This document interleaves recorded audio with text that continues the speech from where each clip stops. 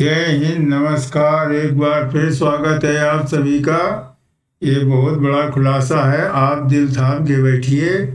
Voice of ex serviceman society के news desk से। Voice of ex serviceman society के राष्ट्रीय उपाध्यक्ष श्री राजीव बहल द्वारा रक्षा मंत्रालय से मंगाया है, जो ड्राफ्ट किया गया था गवर्नमेंट लेटर के अध्ययन से कुछ तथ्यात्मक जानकारी OROP 1 और OROP 2 के संबंध में दस्तावेज के साथ दी जा रही है। मतलब जो OROP 1 में क्या हुआ, OROP 2 में क्या हुआ, कैसे फॉर्मेशन हुई, क्या कौन से पॉइंट इंक्लूड किए गए, कौन कौन से हटाए गए, उसके मेथड, उसका इम्प्लीमेंटेशन पूरा आपको मिलेगा। आराम से सुनिए। OROP 2 रिवीजन के लिए 2019 में रक्षा मंत्रालय ने एक कमेटी का गठित किया, जो OROP 2 रिवीजन के मेथड में तय करेगी। एक कमेटी गठित हुई और मेथड तय करेगी, लागू करने के तौर तरीके खोजेगी। इसमें तौर तरीके अपनाए जाएंगे। इस कमेटी में तीनों सेनाओं के एक प्रतिनिधि थे, मतलब तीनों सेना, आर्मी, नेवी, एयर फोर्स के एक एक। कोई JCO वार का नहीं था, क्योंकि मंत्रालय जानता था OROP बेनिफिशरी और फ्रेश पेंशनर्स के पेंशन में विसंगतियां हैं। मतलब इनको पहले पता था कि OROP बेनिफिशरी फ्रेश पेंशनर में विसंगतियां हैं, जो एनोमलीज हैं। इसलिए टर्म्स ऑफ रेफरेंस में ये भी जोड़ा कि to undertake the details exercise on anomalies of pension between OROP beneficiary and fresh retiree। मतलब उनको ये भी ध्यान में रखना है कि जो फ्रेश पेंशनर हैं और जो पुराने पेंशनर हैं, उनमें किसका बेनिफिट हो और किसका ना हो, ये भी टर्म्स को अपने दिमाग में रखना है वाइल मेकिंग OROP 2। ठीक। तीनों सेनाओं के प्रतिनिधि जो PCDA प्रयागराज का दौरा किया, इन्होंने जो रिप्रेजेंटेटिव थे उन्होंने प्रयागराज का भी दौरा किया। सारा डाटा ट्राइपस को मंत्रालय में शेयर किया। जो सारा डाटा है PCDA का, वो मंत्रालय में मेमोरी में शेयर किया। फिर ट्राइपस ने केवल पास्ट पेंशनों को अधिक पेंशन प्रोटेक्ट करने की चिट्ठी लिखने के अतिरिक्त कोई सुझाव नहीं दिया। मतलब जो पहले पेंशन ज़्यादा पा रहे हैं उनको प्रोटेक्ट करने का केवल काम लिखा, और इसके अलावा कोई सुझाव नहीं दिया ट्राइपस।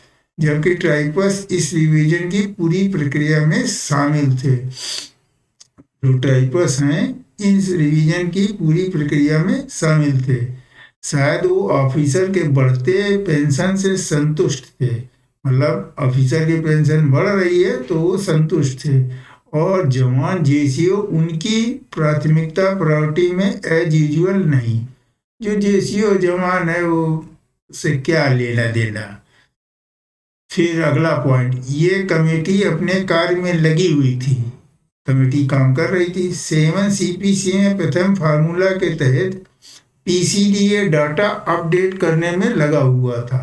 उधर PCDA अपना डाटा अपडेट कर रहा था। डाटा मिलने में देरी होने से कारण मंत्रालय ने रक्षा मंत्री जी से अंतरिम आदेश लेके पुराने फार्मूले से ही रिवीजन के आधार पर, मतलब पुराना फार्मूला लेके, आदेश लेके फाइनेंशियल बर्डन का आकलन कर रही थी, अपना इन्वेस्टिगेशन कर रहे थे। मंत्रालय ने सेना से भी जवानों को टाइम स्केल प्रमोशन के संबंध में जानकारी मांगी थी। देखा, मंत्रालय ने सेना से भी टाइम स्केल प्रमोशन के संबंध में जानकारी मांगी थी जवानों का, लेकिन ये बात नहीं हुई। बोल दिया ठीक है, जवान है, JCO छोड़ो।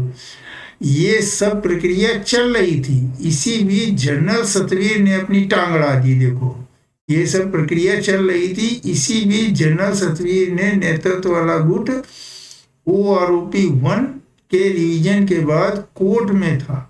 मतलब ये कोर्ट में थे। ये 191 पेंशन का जो हुआ था उसके बाद ये कोर्ट में थे ही 2016 से।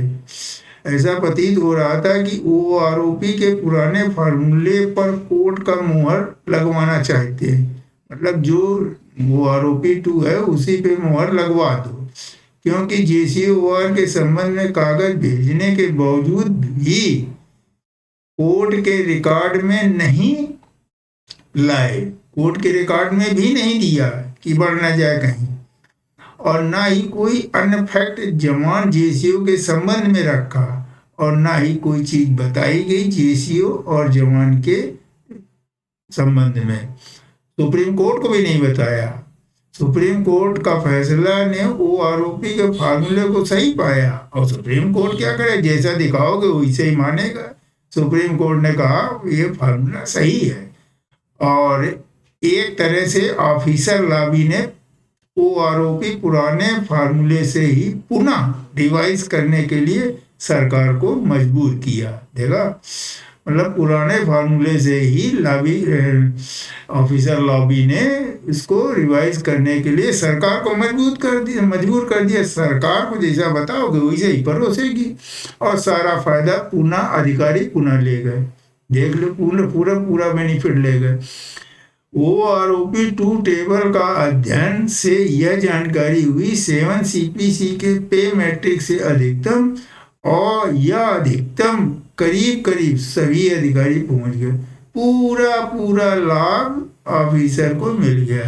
मैट्रिक्स क्या, पूरा हैट्रिक लगा दिया, पहुंच गए। अगला पॉइंट, 2012 में पूर्व और वर्तमान पेंशनर का अंतर कम करने के लिए पेंशन निर्धारण नोशनल मैक्सिमम है और रैंक वेटेज के आधार पे हुआ था। 2012 में नोशनल मैक्सिमम और रैंक वेटेज के आधार पे हुआ था 2012 में। और ओआरओपी की पॉलिसी भी इसीलिए लाई गई थी कि नए और पुराने पेंशनरों के बीच कोई अंतर नहीं रहे। इसलिए 1 रैंक 1 पेंशन लाई गई थी कि नए पेंशनर हैं और जो पुराने हैं एक समान कर दी जाए। इसीलिए कहा गया था कि हर 5 साल में रिवीजन होगा। पहले तो 1 साल का ही था पॉइंट, लेकिन चलो 5 साल का रिवीजन होना था, चलो 5 साल के बाद भी नहीं हो रहा। अगला पॉइंट, ओआरओपी 1 के संबंध में रक्षा मंत्रालय पहले जमान जेसीओ के हित में प्रस्ताव फिनेंस मिनिस्ट्री को भेजा गया था। जब ओआरओपी 1 हुई थी शुरुआत, तो फिनेंस मिनिस्टर को भेजा गया, तो उसमें वेटेज, रैंक वेटेज के साथ जेसीओआर को 2013 में मैक्सिमम पेंशन आधारित थी। जो 2013 का है उसमें मैक्सिमम पेंशन आधारित थी रैंक वेटेज के अनुसार। आपकी जानकारी के लिए नोटिंग सीट का संबंधित पैरा हूबहू निम्नलिखित है। नोटिंग सीट अभी दिखाएंगे, उसमें भी है। अगला, weightage average qualifying service each rank shall be determined with reference retiree pertaining two year 2013 which shall be taken as representative qualifying service for that particular rank।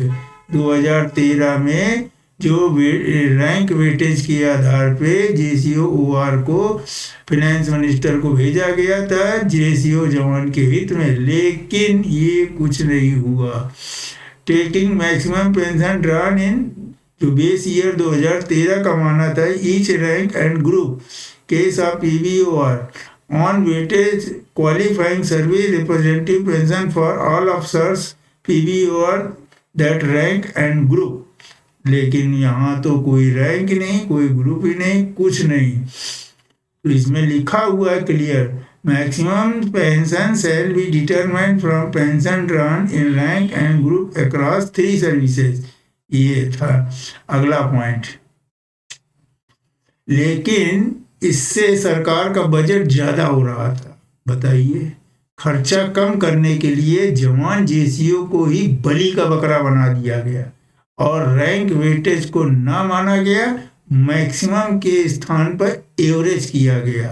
साथ में out of turn promotion, extra increment, direct entry, higher rank pension के आंकड़े के revision में शामिल नहीं किया गया। मतलब आपका प्रमोशन है, इंक्रीमेंट है, डायरेक्ट हवलदार है, जो भी है, हायर रैंक है, किसी का नहीं रिवीजन किया गया। अगला पॉइंट, OROP का आधार SPS, वैंस, VRS, UOI के सुप्रीम कोर्ट के आदेश को माना गया।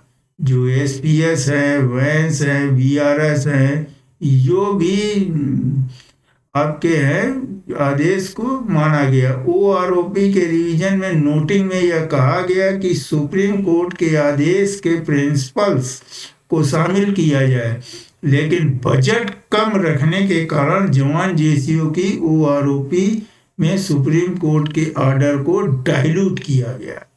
मतलब देख लीजिए, बजट कम है तो JCO जवान को बलि का बकरा बना दिया गया। सुप्रीम कोर्ट का भी ऑर्डर को डाइजेस्ट कर गए, हजम कर गए। प्रधानमंत्री जी OROP को 15 अगस्त 2015 को लाल किले से घोषणा करना चाहते थे, लेकिन OROP का ड्राफ्ट फाइनल नहीं हुआ था। देख लीजिए, तब तक ड्राफ्ट ही नहीं फाइनल हुआ था, क्योंकि बड़े बड़े दिग्गज बुद्धिजीवी लगे थे। 10वां पॉइंट, बजट कम रखने के लिए OROP की परिभाषा को डाइल्यूट किया गया। मतलब changing the definition of OROP। और कई जवान JCO की लंबित मांगे जो हर पे कमीशन में उठाई जाती थी को नहीं मानने से उत्पन्न विसंगतियों के खिलाफ भारतवर्ष के पूर्व सैनिक लाखों की संख्या में 6 अगस्त 2023 को रामलीला मैदान में प्रदर्शन करेंगे। भारत के आदरणीय प्रधानमंत्री को फिर अवसर मिलेगा कि 15 अगस्त 2023 को देश को संबोधित करते हुए वन रैंक वन पेंशन की विसंगतियों को दूर करें और रैंक आधारित भेदभाव को आज़ादी के अमृत महोत्सव काल से जड़ से खत्म करें। सरकार अगर जवान JCO के कल्याण के लिए प्रतिबद्ध है तो इसकी घोषणा पहले भी कर सकती है। Veer Bahadur Singh, national coordinator, voice of ex serviceman, ये इनकी नोटिंग है। इसमें कौन कौन मेंबर थे देख लीजिए। CGDA chairperson, joint secretary, additional member, representative of 3 service, additional GD, PCDA, joint terms और रेफरेंस कमेटी सजेस्टेड, पूरा दिया हुआ है, जो आप पढ़ सकते हैं। इसका लिंक मैं दे दूंगा, आप आराम से पढ़िए और अपने राय व्यक्त करिए। कैसा है ये, क्या क्या हुआ और क्या क्या नहीं होना चाहिए था, सारा कुछ हुआ है। मिलते हैं, पसंद आए तो लाइक करिए प्लीज़, नहीं तो शेयर जरूर करें, सबको बताएं और सब्सक्राइब करके रखें। मिलते हैं अगले वीडियो में, तब तक जय हिंद, जय भारत।